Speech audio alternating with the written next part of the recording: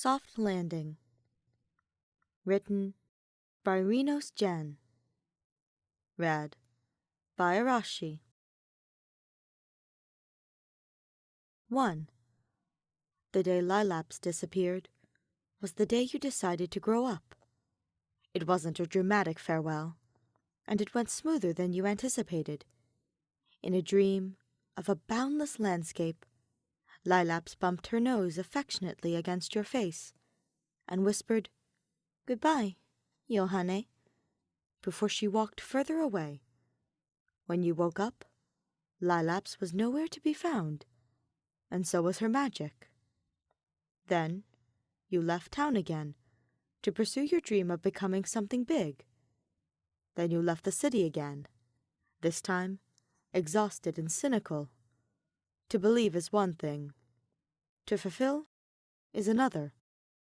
You were naive enough to believe. As for the rest, you'd rather not think about it. 2. Hanamaru comes to welcome you at the station. It's a cloudless sunny day, and you could hug her, really.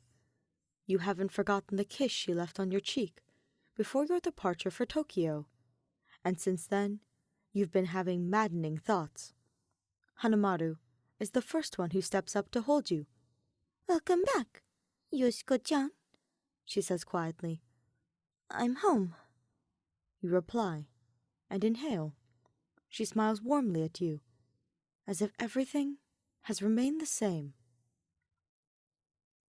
3. The first 2 days, you cannot bring yourself to do anything except for lying on the bed. Your bed reeks of mold and bad dreams, and yet you bury your face into the sheets. If Lailaps were here, she'd tell you to quit moping and drag you out of your room. But Lailaps is gone for good, and you're too sick to have a tantrum. The third day, Hanamaru knocks on your door.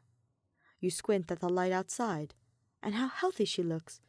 "I'm sorry for bothering you, Zuda," she says apologetically, "but you haven't showed up for days, and I got worried." You rub your eyes and nod, not knowing what to say. The bread she brings you is tasty. You sob as you chew at the kitchen sink. 4. You don't blame Lailaps for not being here when you need her, but she is not here when you need her. 5. Hanamaru is in your kitchen, cooking you breakfast. You don't understand why and how it happened. Maybe it's because Hanamaru seemed to be in earnest. Maybe it's because you were confused by the distance between you. Or maybe it's because you were just very lonely. You stare at Hanamaru's back from the table. She is moving in a calm and confident manner, for which you admire. She is competent and gentle. One day, she will get married and become someone's wife. You imagine her being a wife. You haven't mentioned the kiss to her, and all the other silly things you're willing to do with her. You're not in the right mind for this talk. The continuous birdsong in the morning is making you dizzy. Will Hanamaru turn if you call her darling? You don't like the way you feel, so you stand up abruptly and go to Hanamaru's side. You clench your fists and ask, "Not yet?" You decide that it's better to be petulant than in love. 6. You leave the house and go to work at last. You start from mundane, yet simple tasks, repairing facilities, delivering goods, and giving someone a hand when needed. You can feel your muscles strengthening, and your body a body. The children who like to tag along with you are no longer children.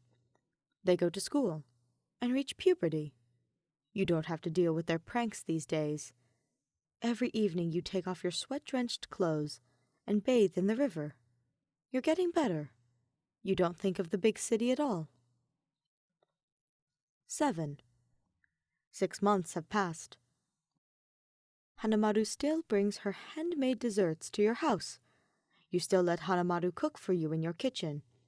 Sometimes your fingers touch when you are busy at the counter. Sometimes Your mind goes blank when Hanamaru is standing a little too close. Sometimes you wonder what is going to happen if you confess what you are most afraid of to her. You want to tell Lailaps about all these things. Perhaps you will tell her in your dreams. 8. Hanamaru invites you inside for a cup of tea after you help carry the bags of flour she ordered to her place. She wraps her fingers around your wrist, and you flinch at the tenderness. Hanamaru's house smells like Hanamaru and the sweetness of bread. From the window, you find the Shishinoshin snoozing in the yard. You notice that heavy clouds have gathered over the hill. A summer shower is expected. "Why don't you sit down, Yoshiko-chan?" Hanamaru asks, taking your hand once more. You're self-conscious of your sweaty palm. "I won't stay long," you reply shortly. You are drinking tea in silence. You, by the window. Hanamaru, at the table. You look at each other, as though there's an invisible string between you. Then you ask, "What do you want, Hanamaru?" "I want to take care of you," she says. "What do you want, Yohane-chan?"